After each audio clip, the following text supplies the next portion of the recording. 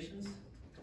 So I guess before we start, I just reiterate that we are making a recommendation to City Council on the applicant's request. And I guess there are, remind everybody, there's 8 standards of approval that the applicant has to demonstrate that he meets in order to obtain our recommendation. So, Alan, you want to go forth with your opinion? Not really. Of course I will.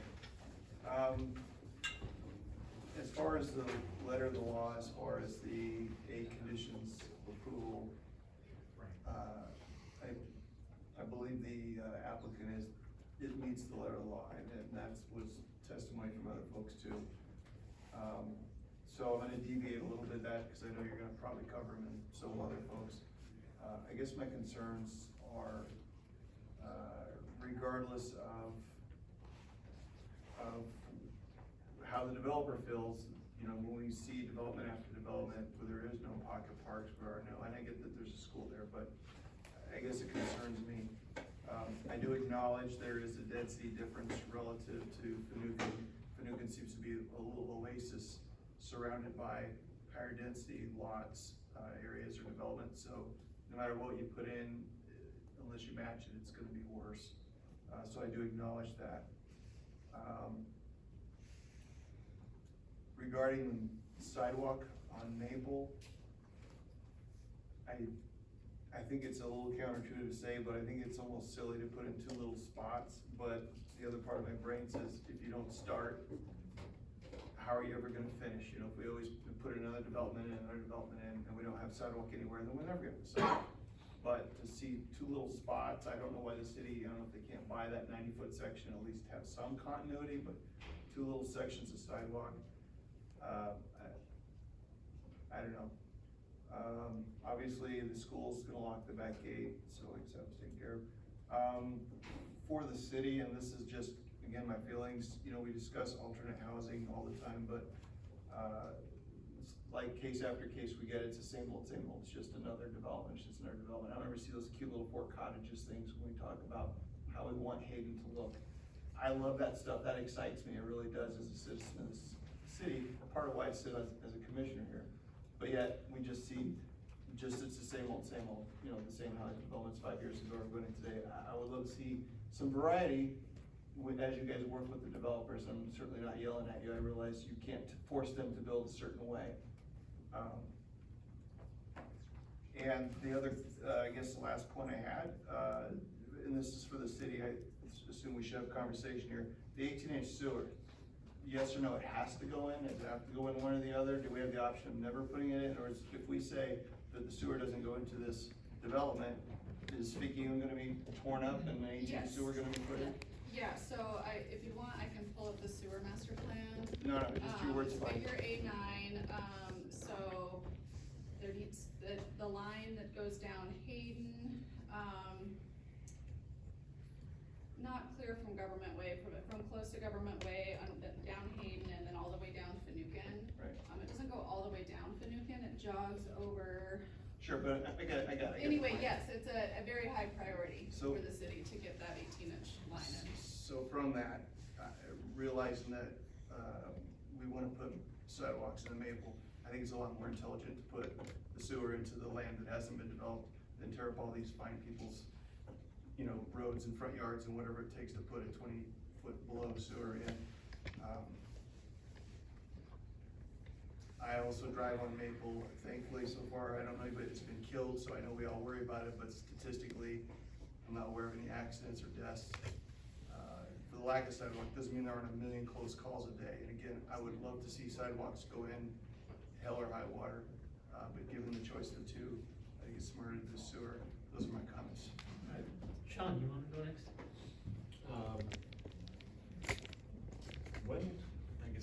When do you think that sewer line is actually going to be done?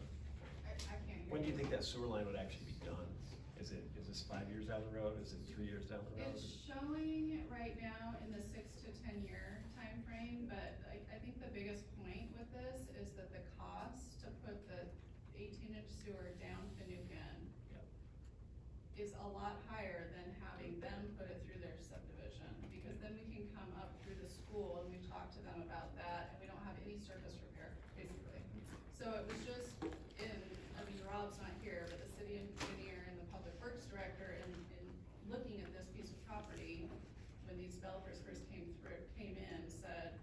there's any way we can get this 18-inch through, that would just save the city a lot of money. So we could put, conditions on the developer, can we put conditions on the city that you will then improve that maple right away? Put it on a condition of the city? I'm kind of being facetious. Well, but- I mean, it's in our transportation plan to put that, it's not a cheap project. Well, that's what we hear all the time, is we have no money for any transportation Exactly, plans. so, but, I mean, we're working on our impact fee, study update right now, so. Okay. Cause I just, you know, you look at Maple, and I don't know how much we have to buy half the right of way on that street to even make it sidewalks all the way down. It's a really narrow right of way, you need right of way from anyone who hasn't already developed, we need to buy right of way from. Okay. Yep. So the odds of the rest of Maple getting sidewalks are probably slim to none at this point, I'd say. I mean, if it's a priority for the citizens, I'm sure we could figure out a way. Okay. We do apply for safe routes to school grants and everything else as often as we can to get sidewalks on Maple and Hayden. And can the city go to the school district and say, we, you know, condition of approval is that we need access for kids to walk to school, and the gate can be open from 7:30 in the morning till 9 in the morning? No, I don't know, I don't think so, Caitlin, I mean, the school Their safety property. and security of their property is just very important. It just seems so counterintuitive what they do. For any of our approvals that we can, you know, we're just limited to the applicant's property that's before you, we don't get to bind others' properties that require access. But aren't they asking We also for govern. access through that, so can't we? It's just, okay. I think to They're It's asking for frustrating. emergency access, I Yeah. mean, they did talk about like if they had an active shooter and it was at the front of the school site, that they could get out the back then, Yeah. but I don't think they just want it open all the time. Yeah, 'cause my kids walked to school at Hayden Meadows, and they would go, sometimes would walk down Fanouken. I didn't really like walking down Fanouken, because people do speed down there, so I ended up going down Ladybug and through the park, and it was a lot better. But if this was here and they could walk into the secretariat and through the back, it'd be awesome, but obviously the school district doesn't. Well, I'll keep that opinion to myself. Okay. Yeah, I know, that's what we originally thought too, but then we talked to the school and they're, you know, the security of their site is so important, so. Yeah.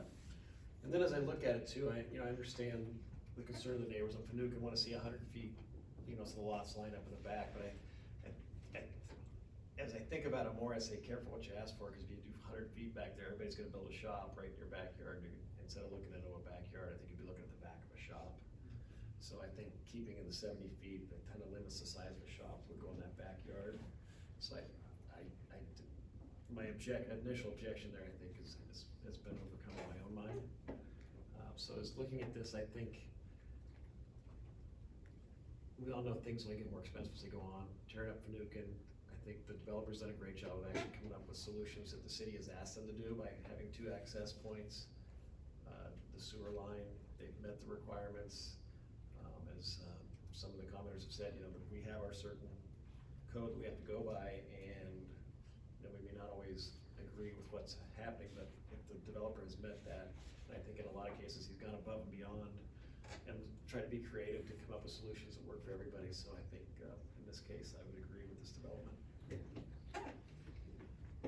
Brandon, First off, I've used this park, this soccer field my whole life. I started in U10, so I want you guys to recognize that this is an important place to me.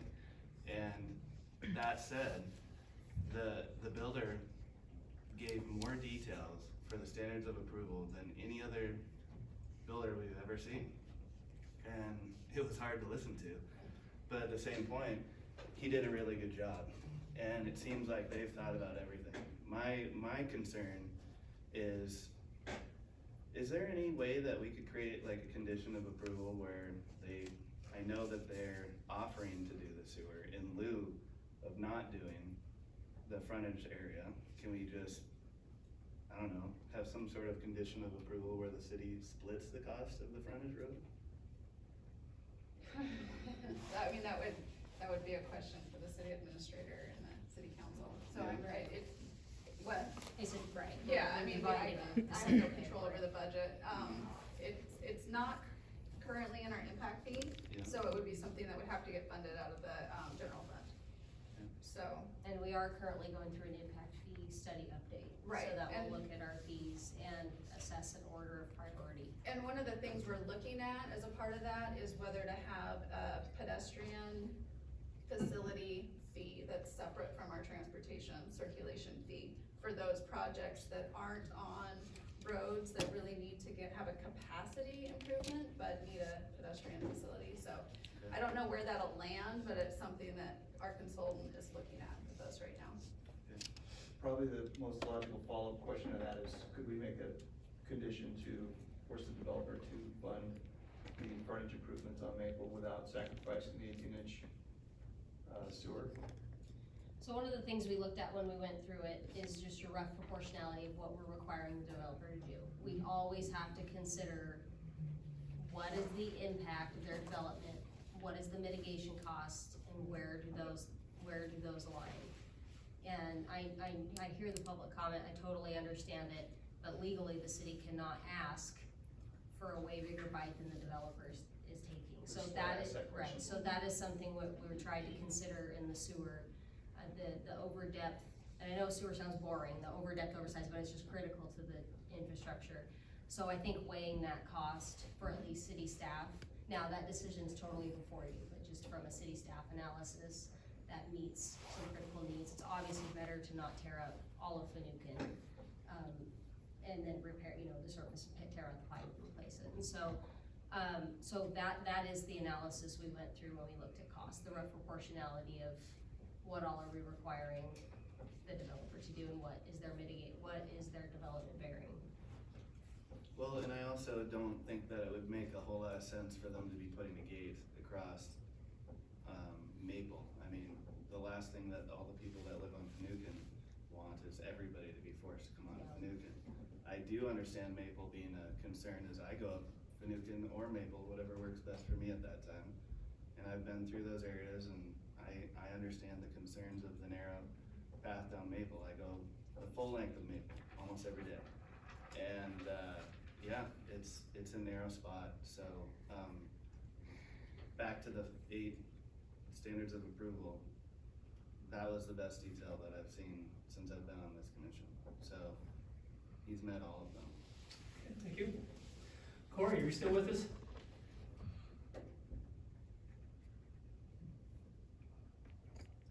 Sorry, I couldn't get to the mic button. Yes, I have been here. You got me? Yes. Okay. So I have to kind of make the exact same comment that was just made there. The detail that was discussed in that and going through the 8 steps for approval, very good job. Honestly, that was definitely hands down one of the best that I've gotten to witness as well. I didn't find anything in there that is blatantly missing. They've covered ideas and issues with that one corner lot, that the city's okay with it, and the staff, that remains gravel until that house is built. And it's gonna be something that's written in there for later that it gets paved. I think it's great. He made a good comment on that. If it has to be ripped up again, it's senseless cost to the builders and just more work for everybody. Also the hammerhead turn down there off of Soccer, the fact that the city has talked to them and developed an idea of not having to go in and try to pick up that turnaround, I think is another good piece of the puzzle. So in my grade overall, meeting standards of approval, I think they met all 8. And I'll go with any staff recommendations as well. I think everything's put together quite well. I know there's issues with traffic, losing green space, and I'm not trying to sound terrible, but it comes up in every decision that we make. And it's not that one is better or worse than the other. I think there are improvements that will be made down the road, but it's decisions that we get put in front of us every single time a development goes in. So that's my 2 cents. All right, thank you. Mary? This is without question the hardest development that has come before us since I've been on the commission. difficult because there are so many issues. Maple is an issue. It's a mess. We all know that it's too narrow.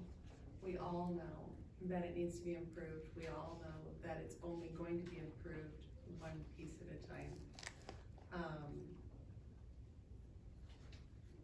But at the same time, I understand that we are going to grow.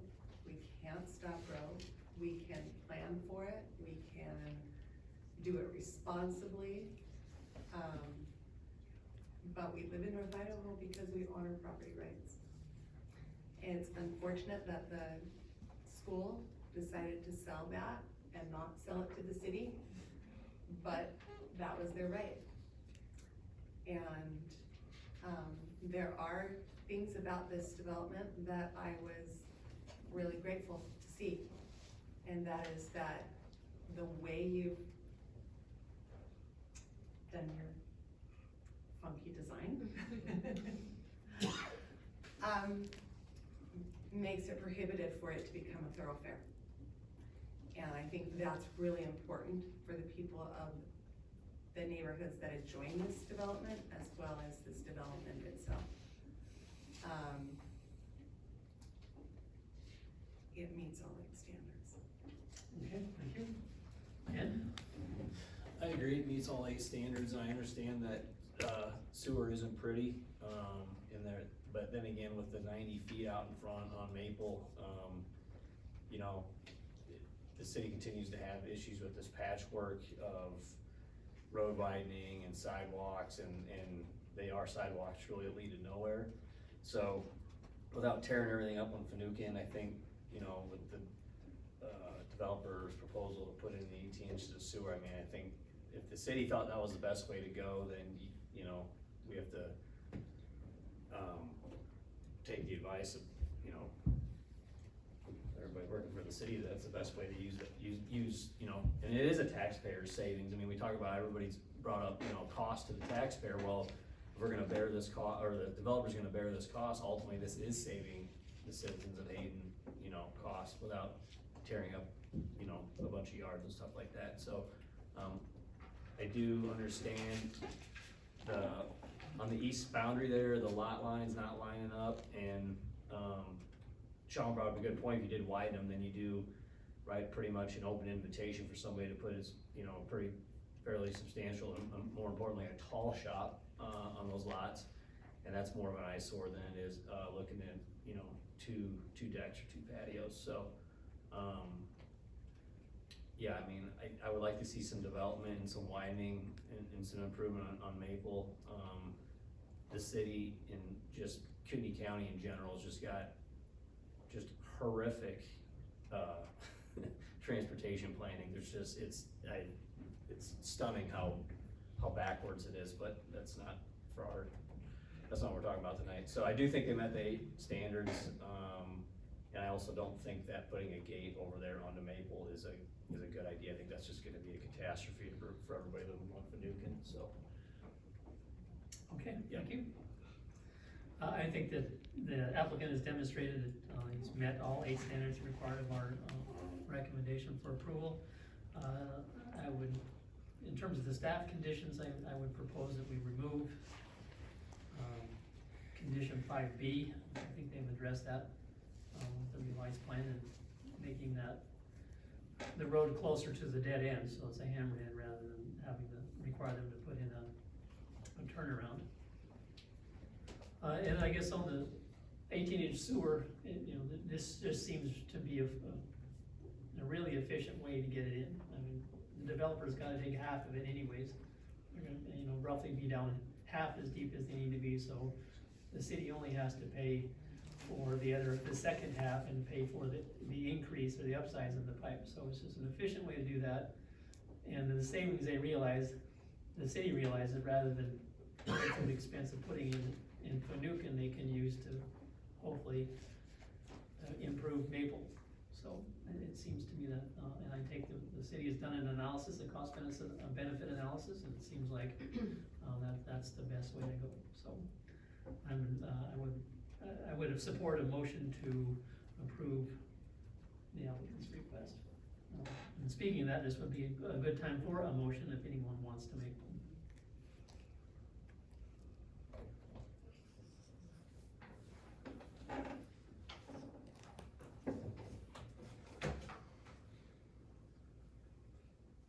I hear a bunch of sounds. I'll make a motion. You're gonna make one. In regards to, file PZE 21-0109, Hayden Meadows Estates, I recommend approval, with staff recommended conditions exempting condition 5B. All right, there's a motion on the table. Is there a second? I'll second. And now a second. Is there a need to discuss the motion? I don't hear one. Shannon, will you please call the roll? Got it. Commissioner Corey Anderson, Yes.